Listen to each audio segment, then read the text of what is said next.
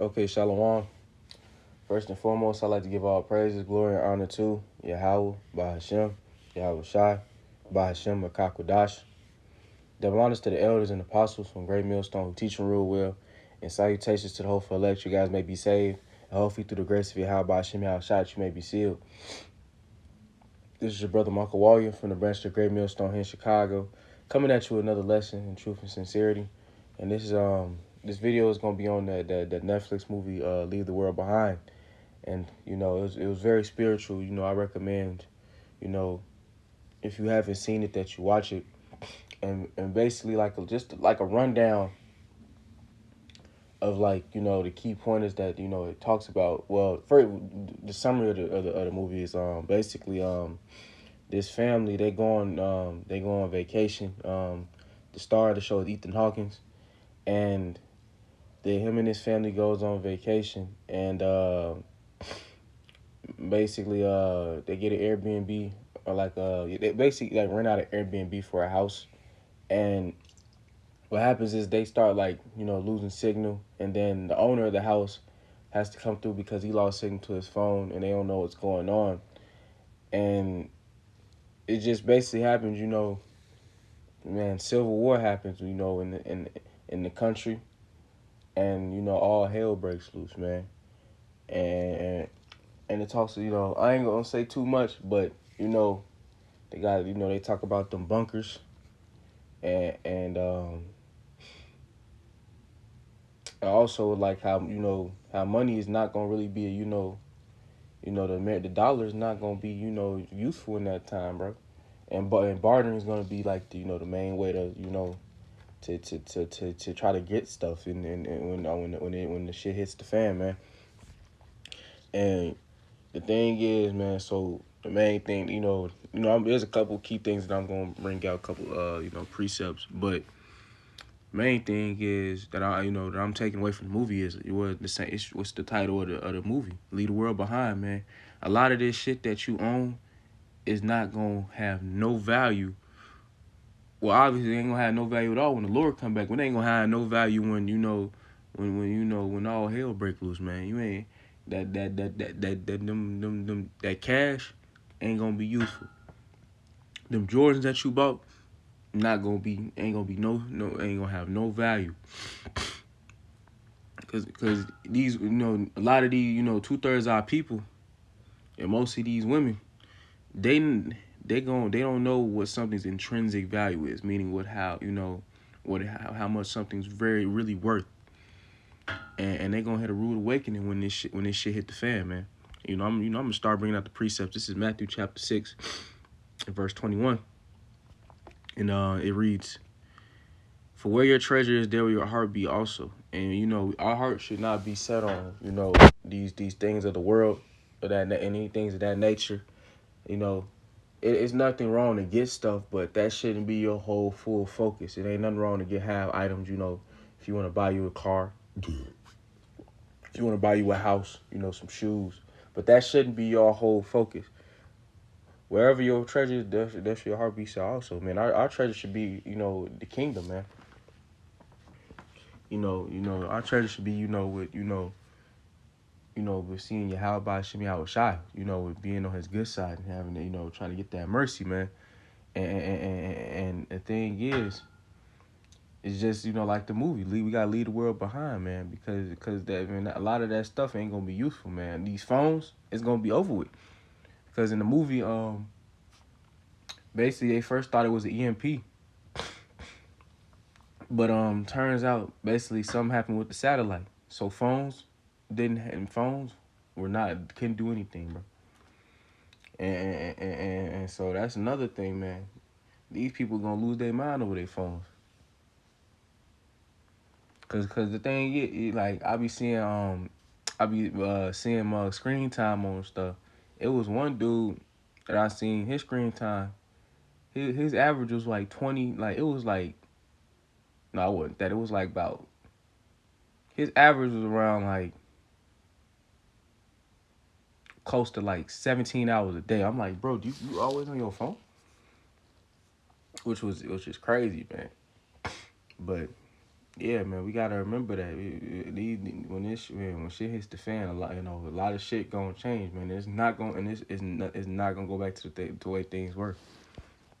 And actually, if you go down to verse 33, but ye seek the kingdom of the Most High and His righteousness. Well, ye seek first the kingdom of the Most High and His righteousness, and all things shall be added unto you, man.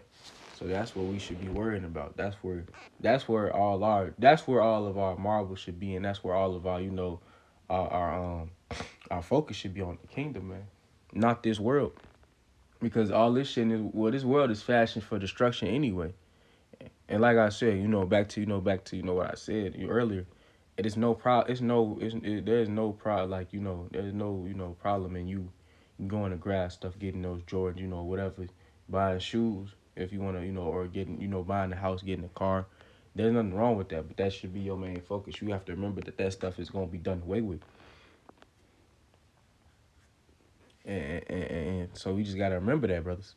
But yeah, man, the movie though, like like I said, it was good, and also like I said, it talks about them it talks about them bunkers that Esau Edom have, man. That's going they going and they think it's gonna be for them, whole time. That shit for us. What is it? Hold on, that just made me think. My servants shall eat. Hold on, shall eat. I'm Yep, this is Isaiah chapter 65 and verse 13. Therefore, thus saith the Lord Yahweh, behold, my servant shall eat, but ye shall be hungry. Behold, my servant shall drink, but ye shall be thirsty. Behold, my servant shall rejoice, but ye shall be ashamed. And that's what's gonna happen in that time, man. We gonna when shit hits the fan, these mothers are gonna be starving because these stores ain't gonna these stores are gonna have nothing, man. And then all these preppers and stuff, they gonna be able to outlast the shit, but man, judgment gonna hit them too. All that food that they stored up, man, either we gonna take it or one of them, they gonna get raided. And the thing is, man, shoot, the Lord gonna feed us in that day, man, and he's gonna bless us with food and water, and that's what's gonna happen, man. Just like how this is a spoiler alert. I'm sorry, I can't really. I tried to not really speak too much into the movie, but it's kind of hard not to. But Salakia, if you haven't watched it, but basically at the end of the movie,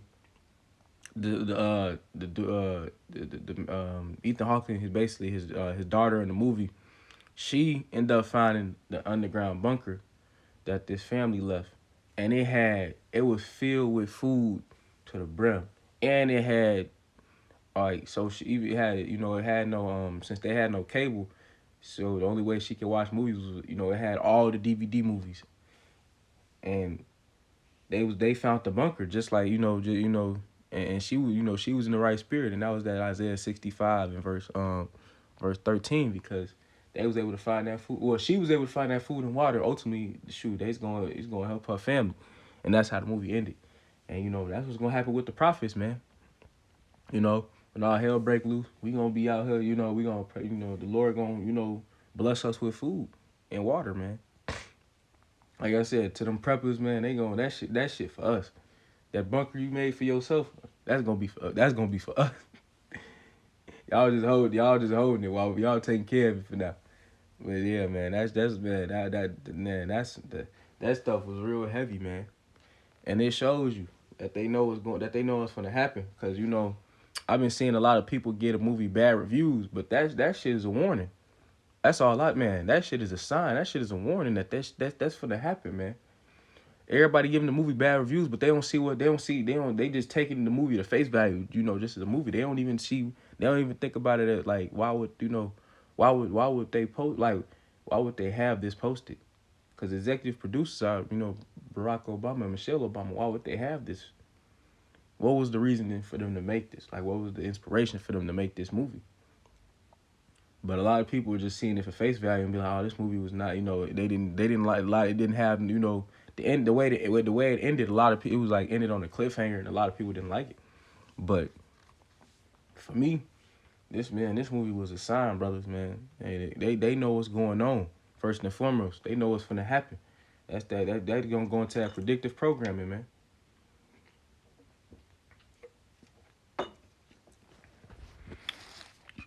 You know, this is Philippians chapter 2. And is I'm gonna start at verse 12. And it reads,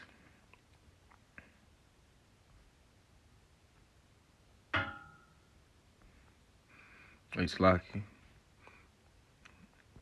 actually, nah. This first John 2 and where was it at? What was one? This verse John 2 and 15. And it reads, love not the world, neither the things that are in it. If any man love the Lord, the love of the Father is not in him, man. And that's the thing, bro. We have, like it says, we have to leave the world behind, man. This stuff, we can't love, we can't if we can't have the love of our Father and the love of this world, man, because we know this world is fashioned for destruction. At the end of the day, you can't even love this world, man. You can't really enjoy it the way you want to, man. Everything in this world is only temporary, man. Shit, your money, shit, your house, your car, your women. Shoot, most of them, most of the time, because these women, man, they ain't for you most of the time. And then shoot, your car, man, once it gets up on miles, you could probably, if you rented it, leased it, whatever. And all it takes is just one day. You park somewhere, Esau take your shit. They'll tow your shit if you ain't got your license. You ain't got your license plates, renewed. And all types of stuff that's just wicked, man. They do everything they can to just so they can sanction you on shit, tax you on stuff, so they can get their money with your house and all types of stuff, man. And you can't enjoy it. You can't enjoy it at all, man. The food you can't enjoy. Nothing like no food really fills you up. Like all the shit is defiled. Like nothing in this world, man. You can enjoy, man. And that's why this world is fitted for destruction. And we have to, we can't love this world, man. And it's like you said, there's nothing wrong with buying stuff and taking, and sometimes enjoying yourself, the moments, and buying stuff for you. But that shouldn't, like I said, that shouldn't be your whole focus. That shouldn't be your end all be all, you know. And this was I'm gonna end it right there, and I hope this was a quick little lesson. And I'm gonna start off by giving all praise and glory and honor to Yahweh Bahashem, Yahweh Shai, Bahashem Rakakwadash. Double honors to the elders and apostles from Great Millstone who teach and rule well. And salutations to hopeful elect you guys may be saved. And hopefully through the grace of Yahweh Bahashem Yahshai you may be sealed. With that, I like to stay prayed up, brothers. Kwame Yasharallah and Shalom.